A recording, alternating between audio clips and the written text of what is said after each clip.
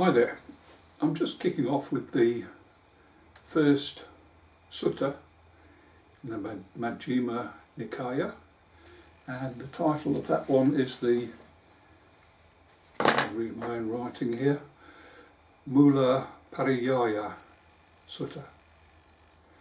Now this is translated in the Bhikkhu Bodhi version of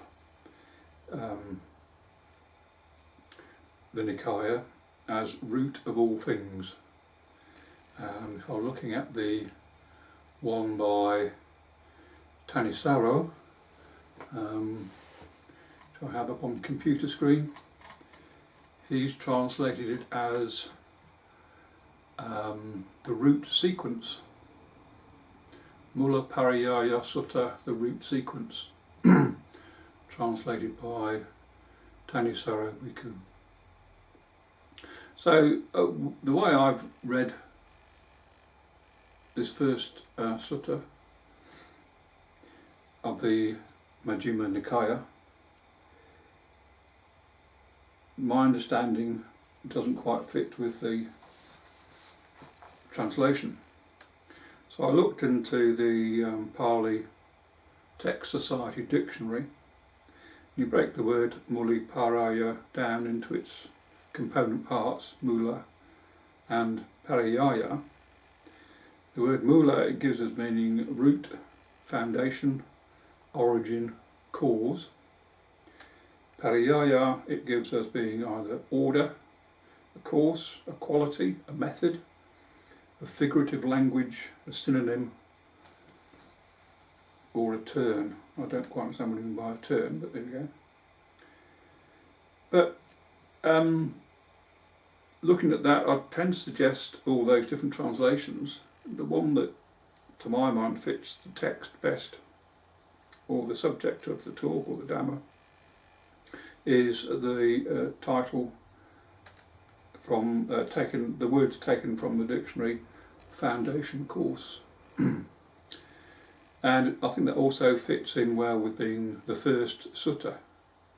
So before you get stuck into reading all the way through the suttas, it's almost like being told, take note, here's the foundation course, here's what you need to know before you start in. And so I think the term foundation course fits quite well. So when I say that, during the course of the sutta, there are 4 different types of people described. There's what's labelled or translated as the untaught ordinary person, I suppose the layman, for want of a better word, the disciple, the person who's in higher training, who is studying the Dhamma, the arahant, who has understood the Dhamma, and then the Tathagata, I don't know if I'm pronouncing that correctly, a person who's fully enlightened, in which case means referring to the Buddha.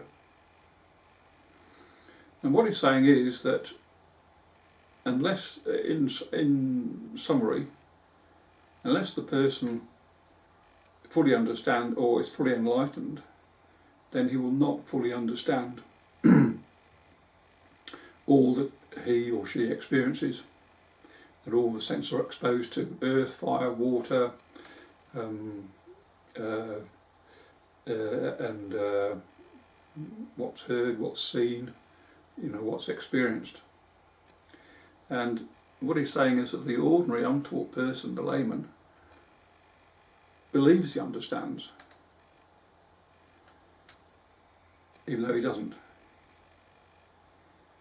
The disciple, who's in higher training, should have an awareness but still doesn't fully understand. And he's saying the arahant, person who's liberated, fully understands because he's free of delusions, free of the fundamental delusions of greed, hate and delusion. And the Tathagata also fully understands because he is fully enlightened. And in the commentaries, which it refers to when I'm reading about these things, is that this address has been given to some people, some followers who used to be Brahmins, and he's basically saying you've got to understand what Buddhism's about before you can fully appreciate and understand everything that's around you. I was quite interested that I was reading elsewhere on a totally different topic that Buddha is almost describing what's been researched lately as being what's labelled the Dunning-Kruger effect, also known as anosognosia, believe it or not, which states, if you are incompetent, you can't know you are incompetent. The skills you need to produce a right answer are exactly the skills you need to recognise what a right answer is. So that's really worth thinking about. So the layman doesn't know that he doesn't fully understand, and really the sutta is just pointing out that he knows you don't fully understand. And I think this probably fits in with the conclusion of the sutta, which, if I'm looking at the Thanissaro version on screen at the moment, if I can find the place right at the end of the sutta, and the last paragraph says, that is what the Blessed One said.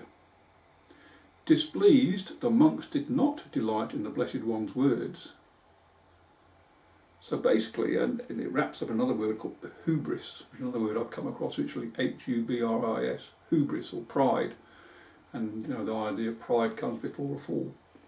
So I think you could truly say that this is the foundation course or lecture or Dhamma for reading the suttas, in that unless you have an understanding of the Dhamma, then you won't have a full understanding of all that is being taught. I hope that makes sense. Thanks for watching.